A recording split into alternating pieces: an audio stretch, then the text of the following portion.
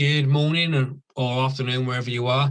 So I really want to talk to you about toxic leadership. This is based on an article that's been going really big on LinkedIn, over 100,000 views about how to spot toxic management when you're going for an interview, which is really good. But I'm going deep and narrow in terms of the training and development perspective and try to give you some hints, tips and ideas about what toxic leadership is. So let's go there straight away. Definition: I've made notes, so I want to make sure that I give you as much help as possible. Toxic leaders are people who permanently harm their followers in their organization. And it's usually through having a leadership style that's very egocentric, so kind of autocratic, but you do as I say, and sometimes they don't even know they're doing it.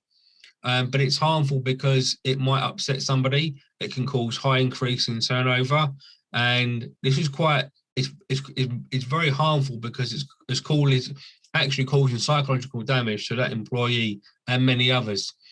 And it's quite, although it happens a lot and people are very quick to judge, there are ways in which you can change your recruitment and selection process, so that you make sure that you have good leaders, but it's a continuous basis. You don't just stop there. So the support has to happen. The disadvantages of toxic leadership are people will leave the company, won't stay in it, performance goes down, etc.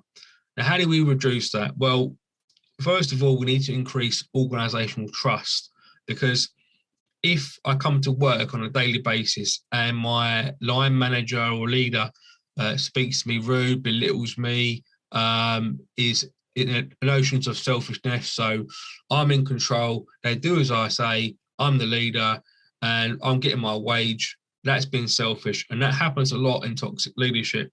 So one of the best ways we can increase trust, and that's corporate trust, and that's how much trust you put in a company. Because if the leader or manager upsets me, the trust in the company is going to go down.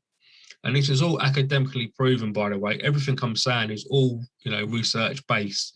So we can increase staff and wellbeing policy and practice, which is a really interesting notion, because we know through COVID-19 that a lot of companies are using the hybrid model, and that's really good, where you work at home and go into work as well. And you kind of have a minimum set of meetings, and that's really, really good.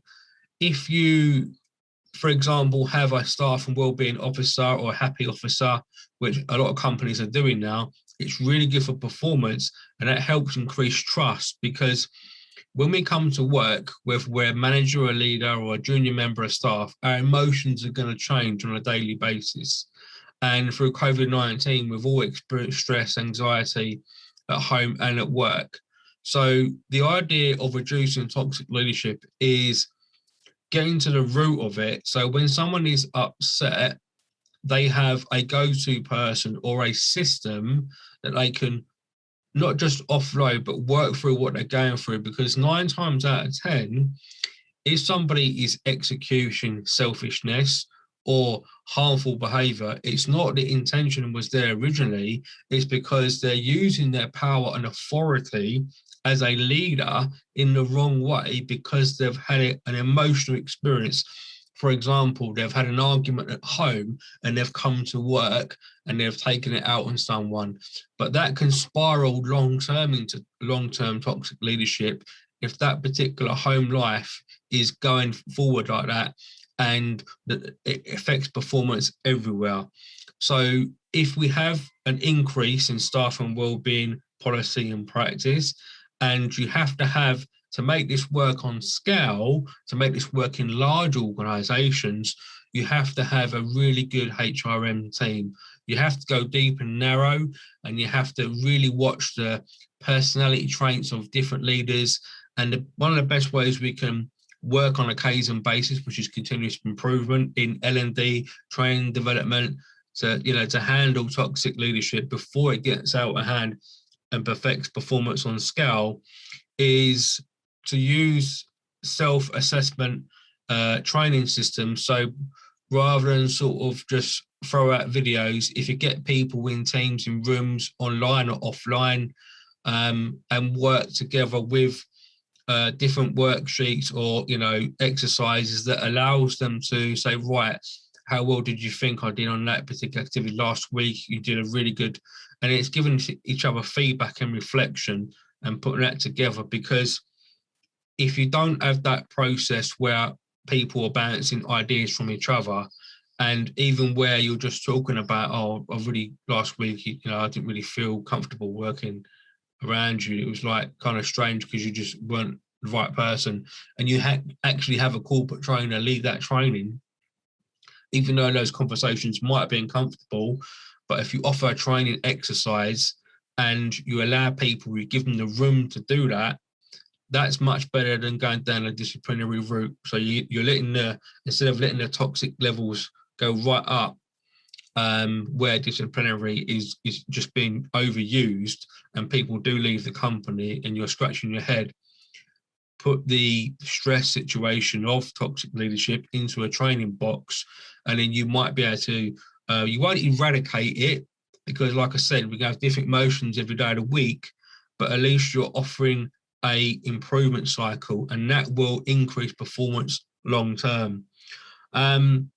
And I think that really, another thing you can do as a company is you can increase your brand values. So instead of going external marketing, so consumer, go internal with your brand values and just start putting through some strong marketing and initiatives about staff and wellbeing policy. Because if I'm coming to work and I see really good opportunities for me to go and speak to a counsellor, I can go to there's a new gym membership started off. The little things will help build up, so that the more that we look after our employees and well-being, to make sure that they don't go through the stress cycle of, if I'm overloaded, I've got burnout. More often than not, burnout happens in companies because there is no well-being policy. There's no look after me. There's no little initiative. There's no, if you encourage your team members to get into the gym, and, when I start my team, I'm already a qualified personal trainer. I'm going to be doing personal training sessions for my employees. Okay, that's radical, but however you do it, it's important to recognise when good brand values come through internally and staff feel valid, organisational trust, which is academically proven, and a psychological safety of having respect. So as trust goes up, because you're looking after your team, their performance will increase. So it reduces the notion of toxic leadership.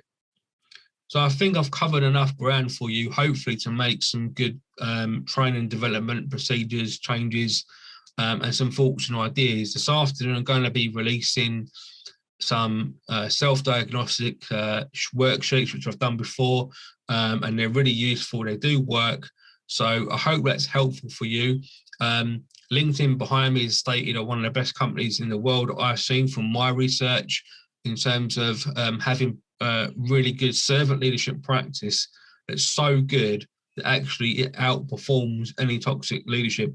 But, it is hard, especially on scale, but the more you look after your staff and your well-being and the process of stress, and, where does an employee get stressed when they're overloaded? Right, how can we address that? Well, we can actually put that in and that in, and then work and see what happens, and then use your L&D department to build up good support training, okay, whether that's videos, PDFs or systems. Have the conversation first, as always, before you go into design mode, and then work with everybody across all departments. Communicate, high communication.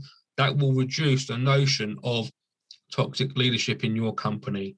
Thank you so much for watching. Please do connect with me if you've not watched my content before. I'll be doing some more work around this, as I recognise that as we come out of lockdown, we all need to change as leaders, because remote leadership is here to stay, and it's going to be harder for companies to execute good leadership practice. So reducing toxic leadership, which is harmful, very harmful to a company and a person, we need to use these training systems. Thank you so much for watching. Take care. God bless.